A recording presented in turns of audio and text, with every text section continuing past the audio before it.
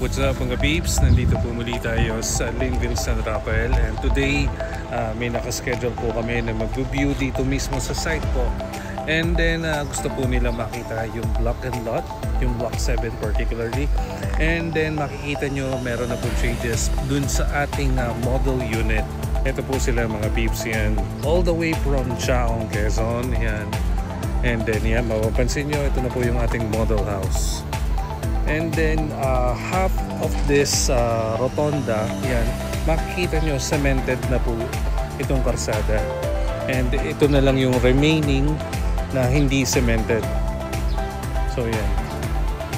So yan, mapapansin nyo, painted na po itong surface nitong ating unit. Wala pa lang pong ceiling itong ating exterior. Pero may mga linya na rin po ng kuryente. Yan. Nakaset up na rin po yung linya ng kuryente. At pagdating po dito sa loob mismo ng model unit, eto na po masasaksihan natin. So naka-granite tiles na po siya. Yan po, 60 by 60. Medyo cluttery lang kasi yun nga po, ongoing pa rin po yung paggagawa po dito sa interior. And then dito naman sa banyo, ito po yung itsura niya. So yan, naka-tiles na po siya.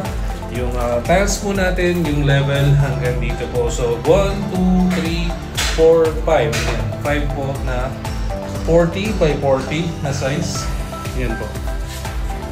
And pagdating naman dito sa second floor, may railings na po yung ating hagdan.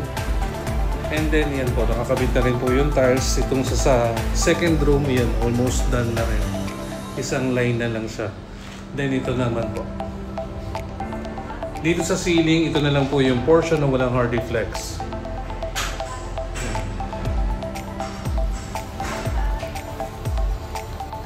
So most probably by next month, tapos na po itong ating model unit.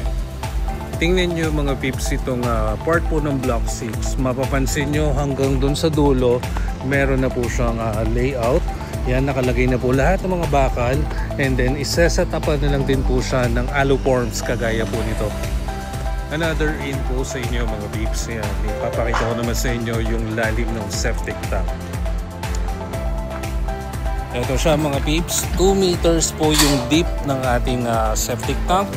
Pagdating po sa lapad, ayan, 1.6.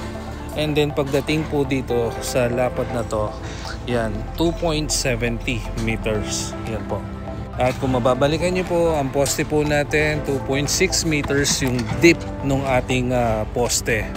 Up until now ay nagsa-second thought pa rin na mag-avail dito po sa Linville, San Rafael. I guess ito na po yung best time talaga na mag-avail po kayo kasi nasa pre-selling stage pa rin po tayo. Nasa 2.520 lang po ang single attach po natin na Serena Premium. I'm telling you mga babes na this is the best time to avail Serena Premium kasi yan nga, sobrang lapit na. Mabibigla na lang po kayo, iba na po yung price ng ating Serena Premium. To reserve a unit, ang kailangan lang po natin is 2 valid IDs and copy po ng Certificate of Employment. Kung hindi po siya ready, pwede po yung 1 month payslip, yung latest na payslip po natin.